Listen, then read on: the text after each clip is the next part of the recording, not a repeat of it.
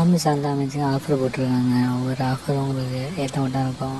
மற்றும் இந்த ஸ்டாச்சு பார்த்தீங்கன்னா பக்கத்தில் அழகாக அற்புதமாக இருக்குது. அதுக்கு லைக் பண்ணுவீங்க, உங்களுக்கு பிடிக்கும் இந்த ஸ்டாச்சு. இதில் பார்த்தீங்கன்னா எல்லாமே வாலில் இருக்கிற மாட்டம் இருக்குது. பார்த்துட்டு அற்புதமாக இருக்குது. அது இந்த ஸ்டாச்சு பார்த்தீங்கன்னாக்கா எல்லாமே வாலில் மட்டும் தான் இருக்குது. இந்த ஸ்டாச்சு தான் இருக்குது வாலில் மாட்டுறது. அது நீங்கள் லைக் பண்ணுங்கள், ரொம்ப உங்களுக்கு பிடிக்கும் இந்த ஸ்டாச்சுன்னா.